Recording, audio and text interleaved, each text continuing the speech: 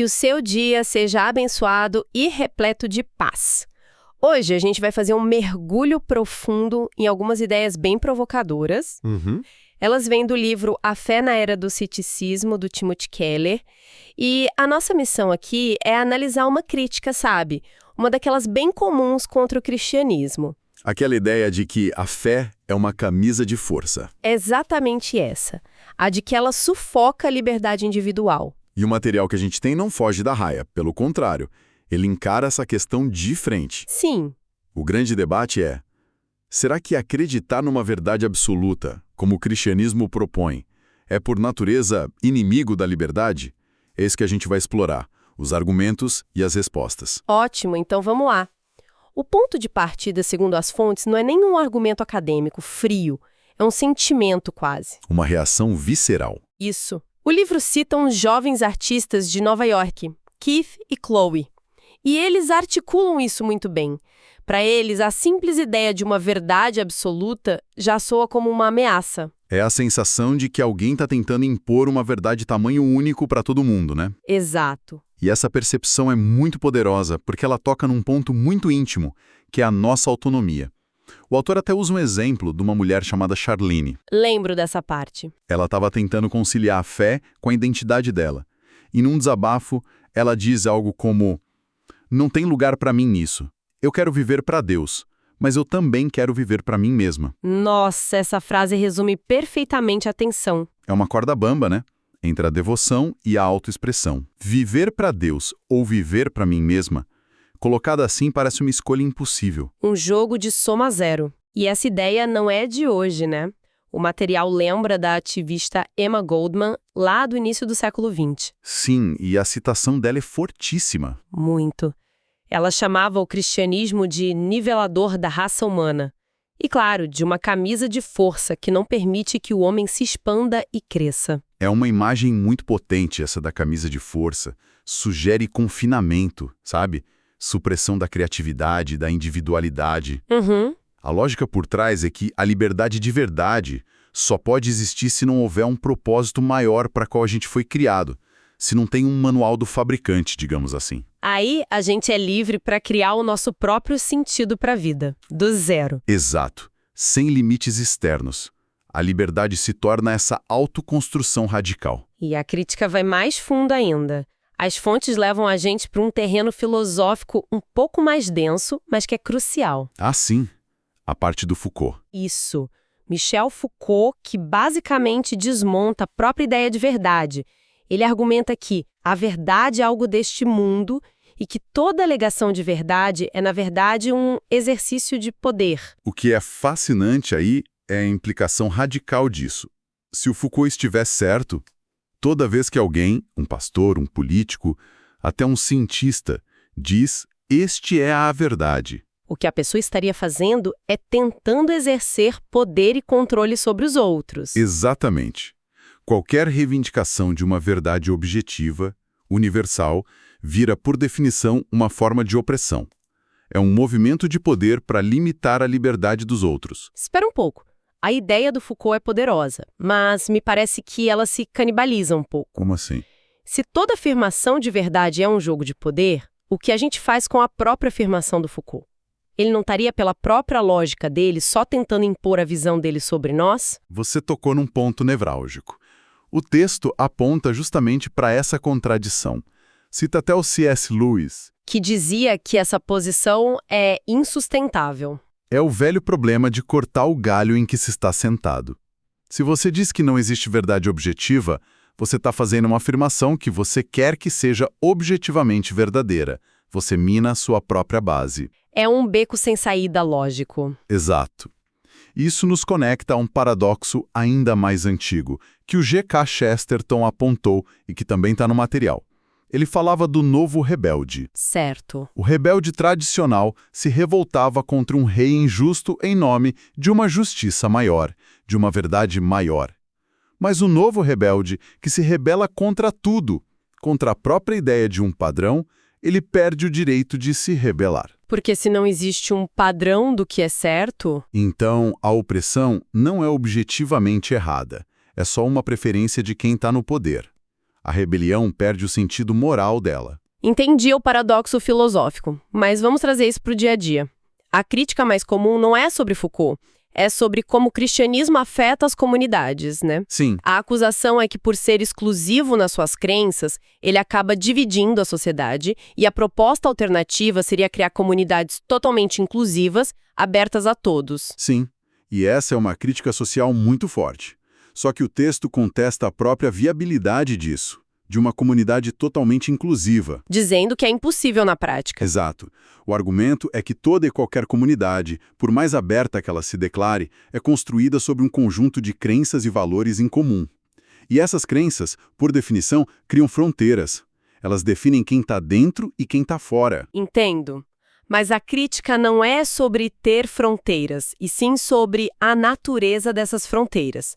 As fronteiras cristãs seriam baseadas em doutrinas que são excludentes para quem está de fora. Ótima distinção. E as fontes usam exemplos bem concretos para isso.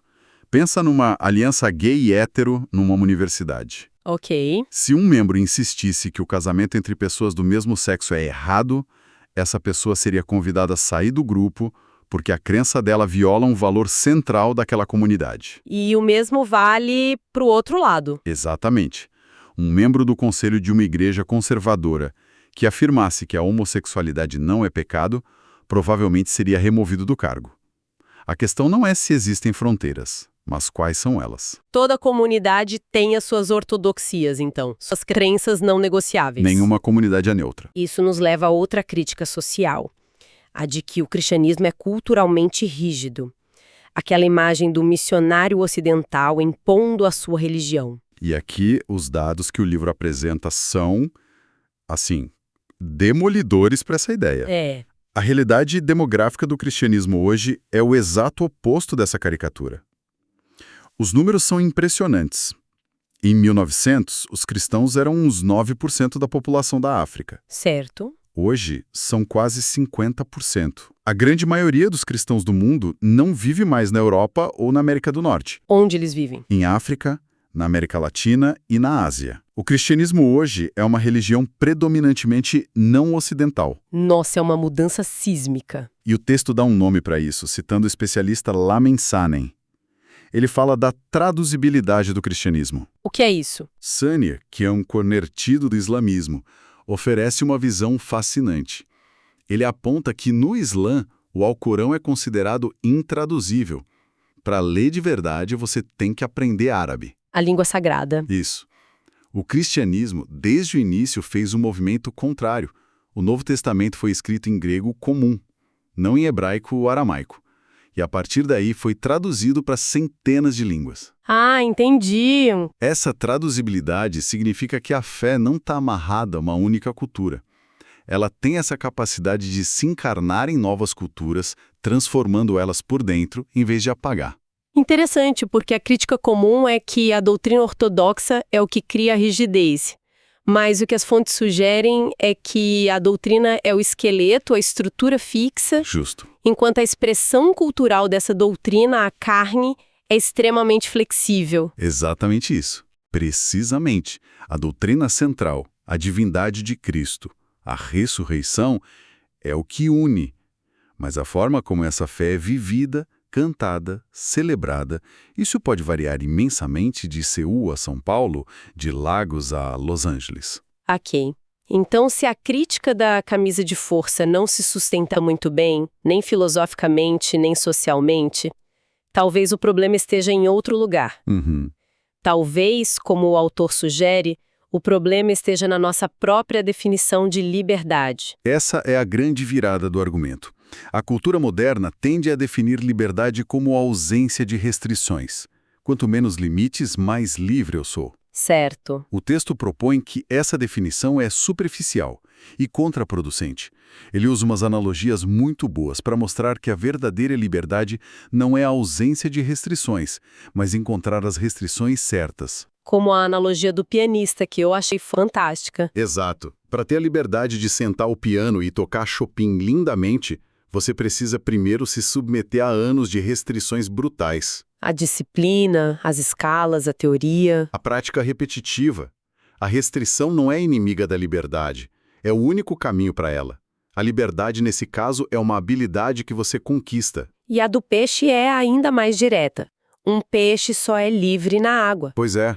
A água o restringe, o limita, mas é o único ambiente que corresponde à natureza dele e permite que ele viva. Se você libertar o peixe da água e colocar no ar, ele morre. A liberdade não é a ausência de limites, mas encontrar os limites que se encaixam no nosso design. E isso vale para tudo na vida, né? Atletas, artistas... Um atleta olímpico sacrifica a liberdade de comer o que quer, de sair à noite. Mas é esse sacrifício, essa restrição, que dá a ele a liberdade de executar o esporte num nível que a gente nem imagina. O material leva essa ideia para a área mais íntima de todas, os relacionamentos. A citação da Françoise Sagan é muito reveladora. Ninguém passa o tempo todo apaixonado. Fora isso, sou livre. Exato. A implicação é que no amor, nessa perda de independência, é que se encontra a vida de verdade. É uma visão totalmente contraintuitiva para a nossa cultura, que valoriza tanto a autonomia. O C.S. Lewis, de novo, vai na mesma linha. Ele diz que qualquer relacionamento saudável implica uma perda mútua de independência. Para construir algo com outra pessoa, você tem que abrir mão do direito de decidir tudo sozinho. Você se restringe por causa do outro e o outro se restringe por sua causa. É nessa entrega mútua que surge algo maior. Essa analogia do relacionamento é muito forte. Então, como é que a gente amarra tudo isso à relação com Deus que o cristianismo propõe? Aí está a conexão final. A relação com Deus, na visão cristã, segue a mesma lógica do amor humano, só que num nível último. Não é uma submissão a um tirano cósmico. O que seria de fato uma camisa de força? Seria.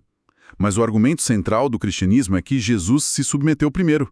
Ele abriu mão da liberdade e poder divinos para se sujeitar à nossa condição, às nossas restrições, ao sofrimento. Certo. Então o convite não é para uma submissão unilateral, mas para uma entrega mútua a um Deus que já se entregou completamente por nós. Então a liberdade não estaria na ausência de limites, mas em encontrar o relacionamento e o propósito para que a gente foi feito.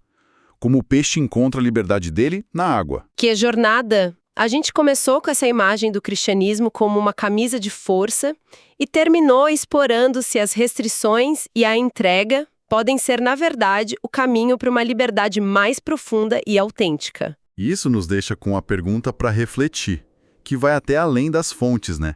Em que áreas da nossa vida a busca por uma liberdade sem limites pode paradoxalmente estar nos aprisionando? Na superficialidade ou na solidão?